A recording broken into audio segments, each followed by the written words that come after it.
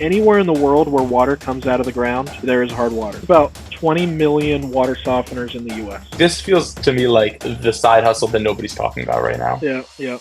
The way that we got connected was a post that you made on LinkedIn, I think about a week or two ago. It says, there was a guy in Houston killing it with salt delivery, making over $12,000 per month.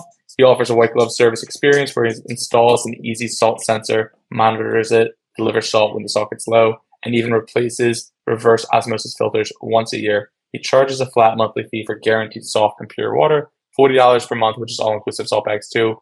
Over 300 subscribers, generating $12K per month recurring revenue, and his customers love the service. Bet there are over 300 people in your area that would pay you the same. What are you waiting for? This is awesome. Like, this feels to me like the side hustle that nobody's talking about right now. Yeah, yeah. Yeah, that's what I want to inspire more people to do, because it is the side hustle that no one's talking about. We are making a really good course right now, literally like a step-by-step, and I think it'll be free. I care more about that people can just take it and get after it, but we might have a little $25 fee, just have someone like show that they're at least $25 committed to putting some work into it. But it'll take you literally from like, okay, I know nothing, all the way to like you're getting your first paying customer and you know where to get salt and you're hooked up with our tech and equipment and you have this super sick business that now you can really get after and grow it. Well, I'd honestly love to use even just this conversation as a launching pad, depending on when you guys come out with that course, as far as like giving people some insight into what you would tell somebody on a coaching call or a course like that. Like everything from market selection, getting your first couple customers, how to service, like give people listening to this today a breakdown on why being a starting a salt delivery business would be the side hustle to start in 2025. Sure. Yeah, I can throw a few stepping stones at you. So first thing is research. Is there a need for water softener salt in your area? Are there water softeners in your area? Figure this out first. Very easy ways to do this. First thing, Google water hardness report and then your city name. So water hardness, St. George, Utah, water hardness, Houston, Texas. And there's just public reports that come out every couple of years about the city's water hardness, and it'll tell you how hard it is. If it is above 5 to 7 grains per gallon, there are for sure water softeners. In fact, I bet most people in the area who have a single family home have a water softener. So that's a green flag right there. How hard is the water? Look for over 5 to 7 grains per gallon.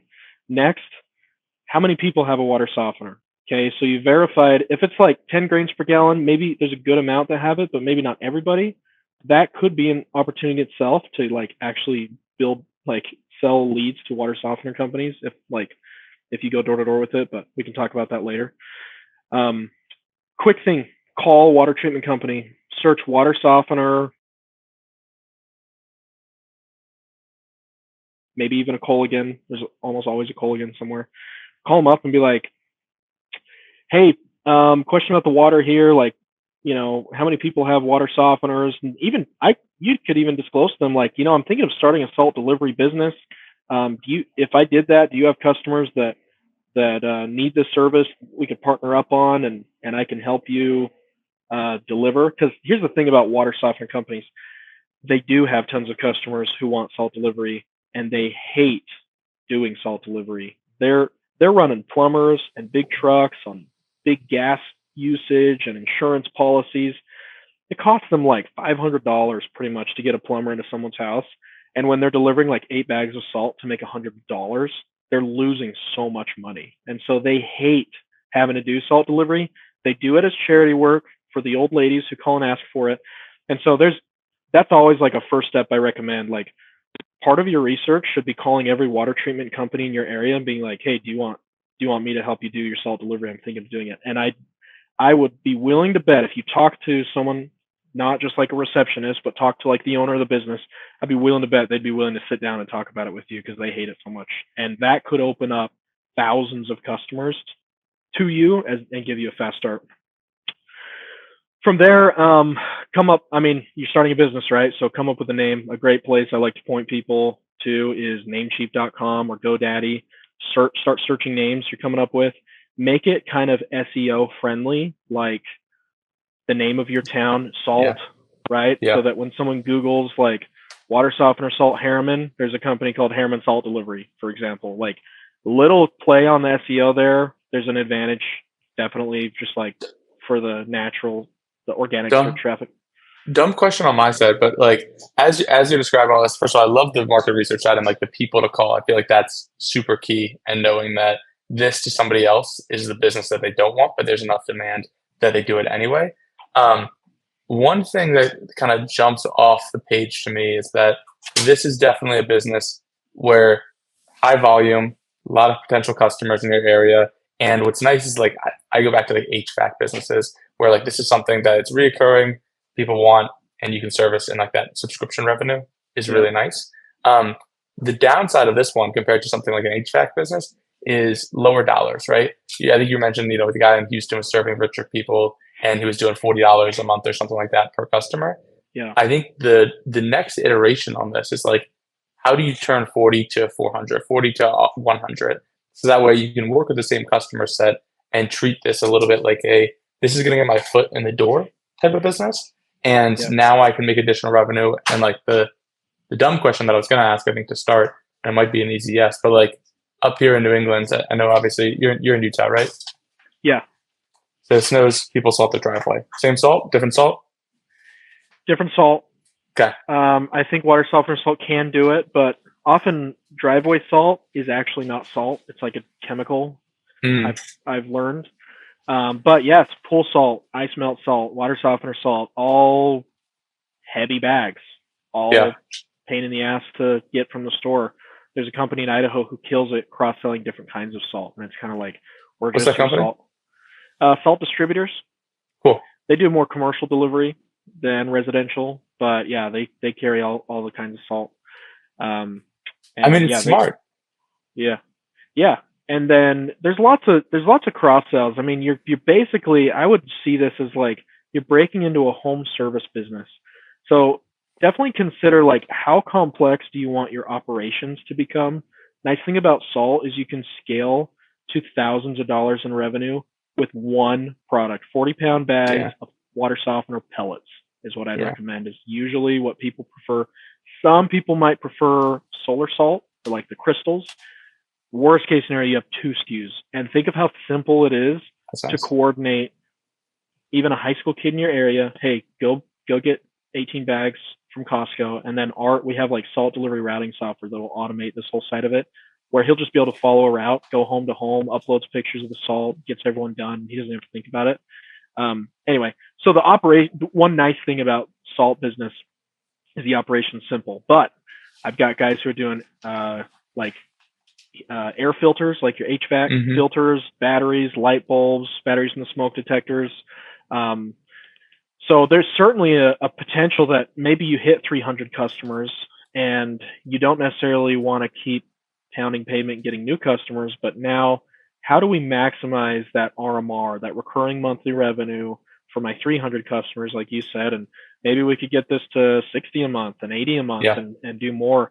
And I'll tell you what, the best way to figure stuff out like that is not just you like thinking about it in your bedroom and just thinking that you're so smart. Go talk to your freaking customers.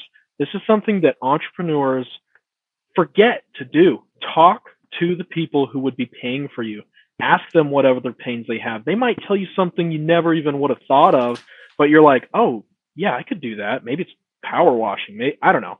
Like, talk to customers when you want to know like cross sell, pricing. Pretty much every step I've taken my entire business, I always am validating with customers.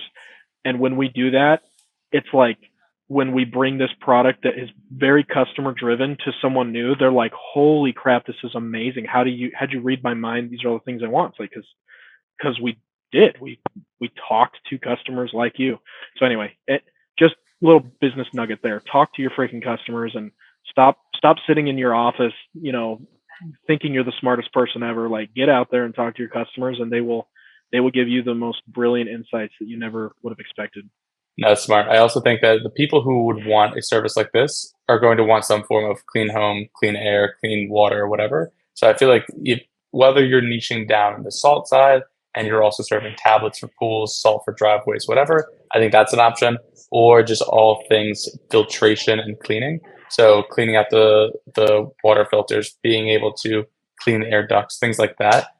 Definitely things that customers, I would imagine, would be interested in. Yeah. Yeah. You're in the home. What else can you do? Talk to customers about that. I think those are all great ideas. Yeah. Talk. So I feel like the side hustle part, I love that. I think he can be big. I also think that like, sharing the story of the guy in Houston, I feel like you could probably build a 300, 500, 600,000 minimum business from something like this if you're dedicated, motivated to get serious with it. Talk to me Yeah. more about your business as it stands today. So the sensor itself, is that a good business? Like, do you like that business? I think the people listening to this are more on the entrepreneurial front. And so understanding like, hey, is your plan here to sell 1 million sensors and you sell them for, I don't know how much you sell them for, $100, something like that? Like what's the niche there? Yeah, the sensor, extremely difficult to bring that thing to market. That was so much because my goal was anybody could buy our sensor, set it up themselves, no professional install needed. Kind of thinking of it like an Alexa or a Ring camera that you get it out of the box and like there's good enough instruction that anyone can set it up. That's freaking difficult. and then it's difficult more that a sensor in a salty environment can last a long time, right? We even had more challenge with these sensors go in the brine tank, so there's salt dust and sometimes there's some humidity in there.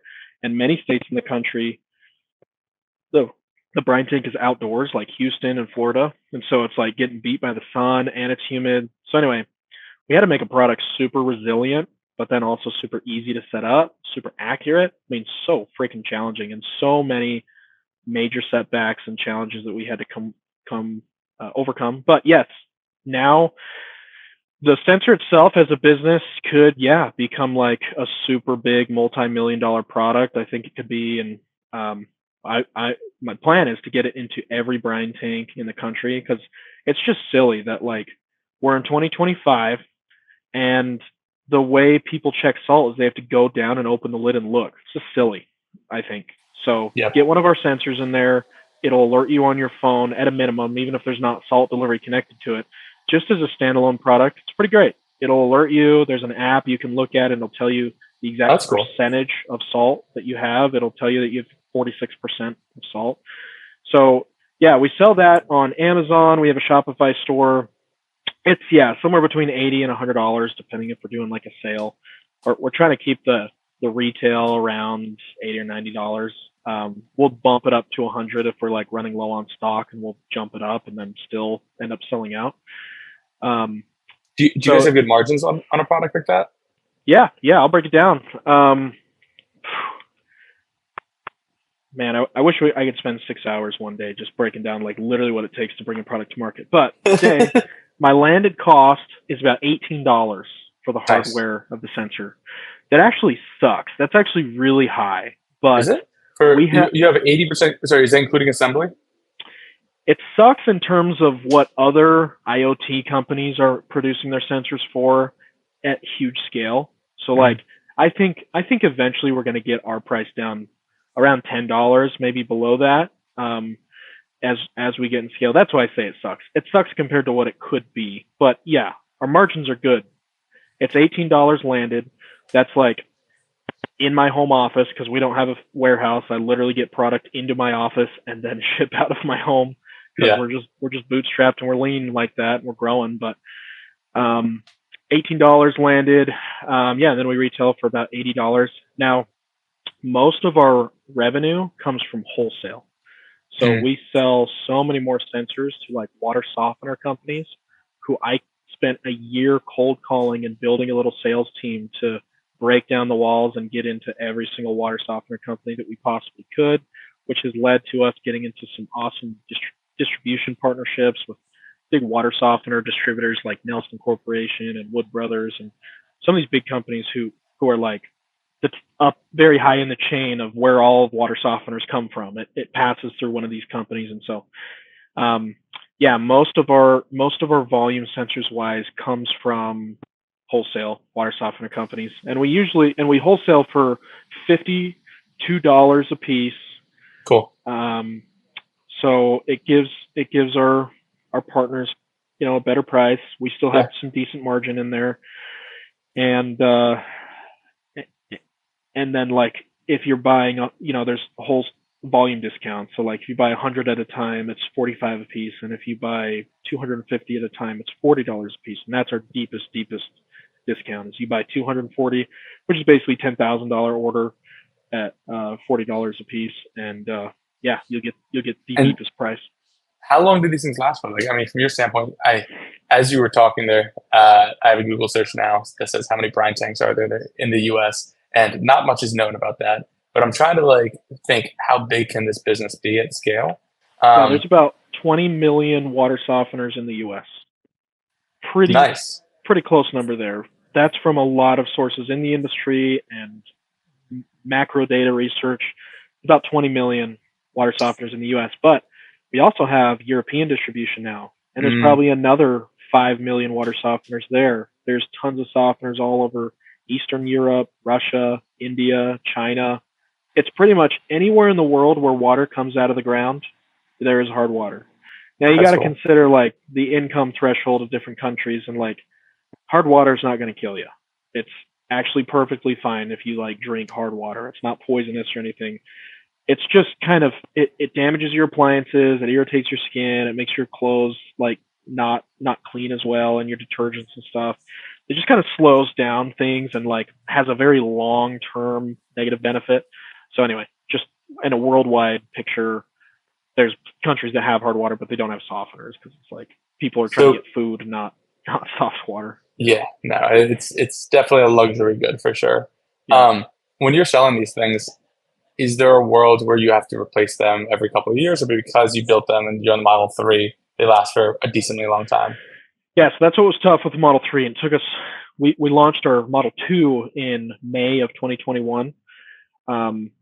And we plan to launch the Model 3 like a few months after that. But it usually costs like $100,000 plus for custom tooling. I had to get really resourceful, really scrappy, and find a special deal. I was able to get it done for a little under $50,000. That's a lot of money for a bootstrap company. So it took us years to get to the point where we could swing that tooling cost. And the reason we had to do custom tooling is for IP65 enclosure, which makes it dust and water resistant to the point of like you can spray it with a hose and it'll be okay, and it can be in a super dusty environment and be okay. It's basically like the threshold that IP65. It's pretty similar to an iPhone, maybe like one of the earlier iPhones that before they were like really waterproof. But yeah, so our sensor's IP65 rated. We put a 3-year warranty on it. Nice. That number might increase. That's just kind of a number we felt confident in for now, but we launched these in September, so we don't know if these will last for 3 years yet, but we will guarantee them for 3 years. I think the last 5 years plus, like they are airtight. Dust can't get inside. That's great. So they should be able to go for super long. Probably the only maintenance you have to do is it uses a laser to measure the distance, like measure how much salt is in the tank, and there's a little bit of glass in front of the laser, so wipe off salt dust on that once in a while, probably whenever you feel salt. We've actually never seen a problem from salt dust inhibiting the laser, but I always recommend it just because it makes sense that keep that clean so the laser can shine through, and it should be, that's like the only maintenance that you might ever have to do on it. There's no batteries. People don't want to charge them or replace them. We've asked customers. Again, I'm all about asking customers. We ask customers, do you want battery or do you want to plug in? And they said plug in. They just want to set it up one time and forget it. This is usually in a basement mechanical room that's like kind of tough to get to usually in most homes. So plug it in, and it's just going to measure your salt forever. And you can set low salt alert thresholds. If you want that at 50%, you can. If you want it at 20%, you can. You just set it at whatever level of salt you want it to get down to, and then it notifies you. You can customize that. And as a business, monitoring your customers' sensors, you can also customize what level you get notified at on behalf of them.